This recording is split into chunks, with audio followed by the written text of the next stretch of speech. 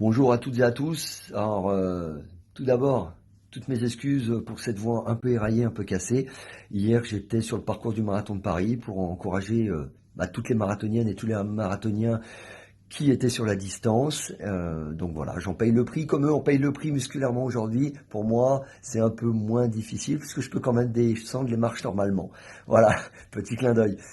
Euh, et félicitations à tous les finishers, que ce soit à Paris, Annecy ou ailleurs. Il y a eu des marathons à travers toute la France, à travers tout le monde. Donc voilà, félicitations encore et encore. J'interviens encore pour un coup de gueule. Je suis désolé, en ce moment c'est un peu la règle, mais ça va vite s'arrêter. Parce que toutes les choses vont rentrer dans l'ordre. C'est par rapport à la tricherie. On a été grandement pollué dans les jours qui ont précédé le marathon de Paris par l'affaire que vous connaissez toutes et tous. Donc je ne vais pas revenir dessus.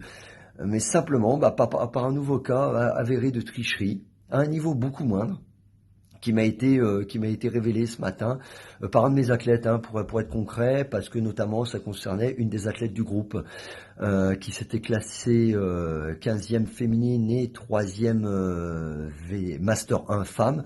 On dit Master, on dit plus vétéran, excusez-moi. Et en fait, il s'avère que la numéro 2 s'est arrêtée au 5e kilomètre, 5 kilomètres d'ailleurs parcourus en 27 minutes et quasiment 50 secondes, puis a repris sa course au 35e kilomètre. Entre-temps, elle a totalement disparu de tous les pointages pour tranquillement finir le marathon en 2h50. Donc il semble qu'un vélo ou une voiture, un Uber peut-être, ou tout simplement le métro l'ait aidé à parcourir son marathon. Donc moi je voudrais simplement dire à toutes ces personnes qui salissent notre sport, et en tout cas là c'est un cas avéré, très concrètement, on pourra vous diffuser l'affiche de pointage faite par ASO, hein, vous la verrez, une réclamation a été portée, tout va rentrer dans l'ordre évidemment. On va pas dévoiler son nom, pour une raison assez simple, c'est que ça se trouve que la personne dont on a le nom a vendu son dossard. Donc là, c'est quand même, soyez vigilants. Si vous vendez vos dossards sur les courses, ça se fait beaucoup notamment à Paris pour le marathon, c'est pas prévu par l'organisation, donc on peut pas changer le nom. Donc votre nom reste, et si la personne qui prend votre dossard commet des irrégularités, ça peut être pour vous les conséquences. Donc soyez vraiment vigilantes et vigilants à cette question-là.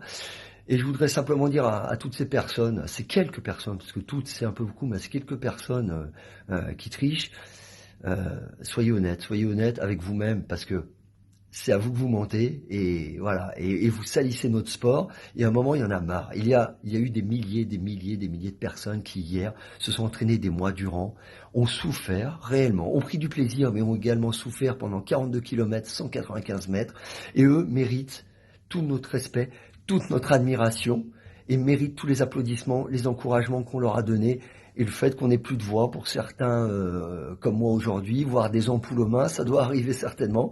Donc voilà, ces personnes ne méritent pas d'être salies par une infime minorité de personnes qui trichent pour on ne sait quelle raison. On reviendra dessus dans le cadre du podcast, à tête reposée, plus tard, sur en fait tous ces mécanismes de la tricherie et les explications qui vont avec.